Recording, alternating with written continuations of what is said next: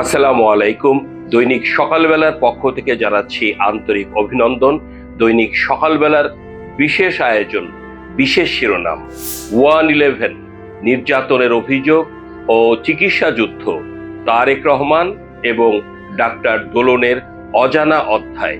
এই প্রতিবেদন উপস্থাপন করছি আমি অনক আলী হোসেন শাহিদি, নির্বাহী সম্পাদক, দৈনিক সকালবেলা। 2007 সালের 11ই জানুয়ারি বাংলাদেশের রাজনৈতিক ইতিহাসে এক গুরুত্বপূর্ণ এবং বিতর্কিত দিন। 111 নামে পরিচিত এই দিনে জরুরি অবস্থা জারির মাধ্যমে দেশের ক্ষমতার কাঠামোতে বড় পরিবর্তন আসে। তত্ত্বাবধায়ক সরকারের আড়ালে সেনা সমর্থিত একটি অন্তর্বর্তীকালীন প্রশাসন গঠিত হয়, যার নেতৃত্বে ছিলেন ডক্টর ফখরুদ্দিন আহমেদ। এই সময়ে দেশের রাজনীতি থেকে শুরু করে প্রশাসন পর্যন্ত ব্যাপক পরিবর্তনের পাশাপাশি মানবাধিকার পরিস্থিতি নিয়েও নানা প্রশ্ন ওঠে। বিশেষ করে বেগম খালেদা জিয়ার জ্যেষ্ঠ পুত্র তারেক রহমানের গ্রেপ্তার, নির্যাতন এবং চিকিৎসা নিয়ে বিতর্ক দেশ জুড়ে আলোচনার কেন্দ্রবিন্দুতে পরিণত হয়। গ্রেপ্তার থেকে হাসপাতালে এক সংকটময় যাত্রা। তৎকালীন অভিযোগ অনুযায়ী গ্রেপ্তারের পর তারেক রহমানের উপর শারীরিক ও মানসিক নির্যাতন চালানো হয়। গুরুতর অসুস্থ অবস্থায় তাকে নিয়ে আসা হয় বাংলাদেশ মেডিকেল বিশ্ববিদ্যালয়ে তথা আজকের BSMUA। তৎকালীন চিকিৎসকদের ভাষ্য অনুযায়ী তার অবস্থা ছিল অত্যন্ত নাজুক। তীব্র কোমর ব্যথা, বাম পায়ে ভর দিতে অক্ষমতা এবং মাংসপেশির দ্রুত অবক্ষয়। হাসপাতালে ভর্তির সময়ও তৈরি হয় নানা বাধা, শয্যা সংকট, প্রশাসনিক অনীহা, সব মিলিয়ে পরিস্থিতি জটিল হয়ে ওঠে। এই অবস্থায় বিএনপির নেতা ব্রিগেডিয়ার জেনারেল অবসরপ্রাপ্ত RSM হান্নান শাহ নিজের কেবিন ছেড়ে দিলে তারেক রহমানকে ভর্তি করা সম্ভব হয়। চিকিৎসার আড়ালে চাপ ও প্রতিরোধ। চিকিৎসার দায়িত্বে থাকা সহকারী অধ্যাপক ডাক্তার কাজী মাজহারুল ইসলাম দোলনের একটি গুরুত্বপূর্ণ ভূমিকা পালন করেন। তার বর্ণনা অনুযায়ী কারা কর্তৃপক্ষ শুরুতে রোগীকে হাসপাতালে রাখতে অনীহা প্রকাশ করে এবং দ্রুত ফেরত নিতে চায়, কিন্তু তিনি দৃঢ়ভাবে অবস্থান নেন। প্রয়োজনে রিস্ক বন্ড দিয়ে নিয়ে যেতে হবে, অন্যথায় চিকিৎসা ছাড়া রোগীকে ছাড়া হবে না, এমন মন্তব্য করেন। পরবর্তীতে নিরাপত্তার অজুহাতে রোগীকে মূল কেবিন ব্লকের বাইরে রাখা হয়। নিয়মিত চিকিৎসা, ওষুধ সরবরাহ এবং ব্যক্তিগত তত্ত্বাবধানের মাধ্যমে ডক্টর দোলন প্রতিদিন 2 থেকে 3 বার তাকে দেখেন, কিন্তু উন্নত চিকিৎসা, বিশেষ করে ফিজিওথেরাপি সঠিকভাবে সমন্বিত করা সম্ভব হচ্ছিল না।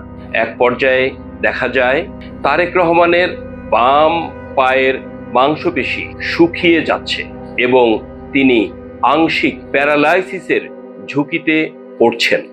এরপরে বিদেশে চিকিৎসা সিদ্ধান্তের পেছনে লড়াই।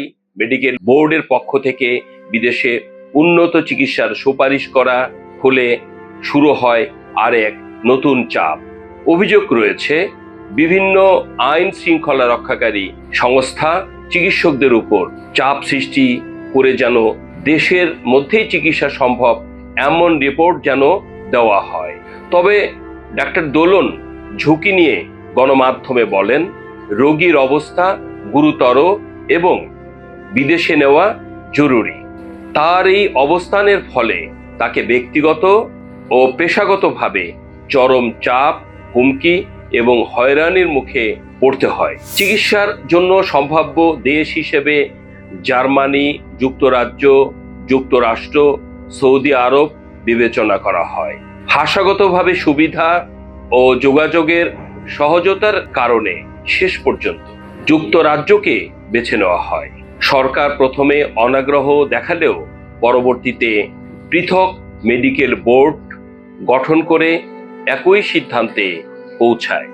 আদালতের অনুমতি সাপেক্ষে 2008 সালের 11 সেপ্টেম্বর তারেক রহমান মুক্তি পান এবং তাকে লন্ডনে নেওয়া হয়। লন্ডনে চিকিৎসা ও পুনরুদ্ধার লন্ডনের একটি বিশেষায়িত হাসপাতালে তাকে দীর্ঘমেয়াদী ফিজিওথেরাপি ও অন্যান্য চিকিৎসা দেওয়া হয়। ধীরে ধীরে তার শারীরিক অবস্থার উন্নতি ঘটে। সম্পূর্ণ সুস্থ হতে সময় লাগে প্রায় 4 থেকে 5 বছর। এই পুরো সময়ে ডাক্তার কাজী মাজহারুল ইসলাম দোলন সরাসরি তার চিকিৎসার যুক্ত ছিলেন এবং লন্ডনেও কিছু সময় অবস্থান করেন। ডক্টর দোলনের মূল্য ও ব্যক্তিগত ক্ষতি এই ভূমিকার জন্য ডক্টর দোলনকে চরম মূল্য দিতে হয়। দেশে ফিরে তার বিরুদ্ধে তদন্ত কমিটি গঠন করা হয়, একাধিক মামলা দায়ের করা হয়। মামলার সংখ্যা প্রায় 53। চাকুরি জীবনে বাধা সৃষ্টি হয় এবং তিনি সরাসরি হুমকির মুখে পড়েন। 2011 সালে তিনি সাধারণ ডায়েরি করতে বাধ্য হন এবং পরবর্তীতে অন্য একটি প্রতিষ্ঠানে যোগ দেন। দীর্ঘ 14 বছর পর তিনি চাকরি ফিরে পেলেও এখনো সিনিয়রিটি ফিরে পাননি। একটি সময়, একটি সংগ্রাম 1/11 শুধু একটি রাজনৈতিক ঘটনা নয়, এটি ছিল রাষ্ট্র, রাজনীতি এবং ব্যক্তি জীবনের উপর গভীর প্রভাব ফেলা একটি সময়। তারেক রহমানের চিকিৎসা সংক্রান্ত ঘটনা প্রবাহ সেই সময়ের মানবাধিকার পরিস্থিতি নিয়ে গুরুত্বপূর্ণ প্রশ্ন তোলে। একই সঙ্গে ডাক্তার কাজী মাজহারুল ইসলাম দোলনের ভূমিকা তুলে ধরে একজন চিকিৎসকের পেশাগত নৈতিকতা, সাহস এবং মানসিক দায়বদ্ধতার বিরল উদাহরণ হিসেবে উপস্থাপিত হতে পারে। এই পুরো ঘটনা প্রবাহ আজও বাংলাদেশের রাজনৈতিক ইতিহাসে আলোচিত একটি অধ্যায় হিসেবে, যেখানে ক্ষমতা, চিকিৎসা এবং মানবাধিকার সংঘাত স্পষ্টভাবে প্রতিফলিত হয়েছে।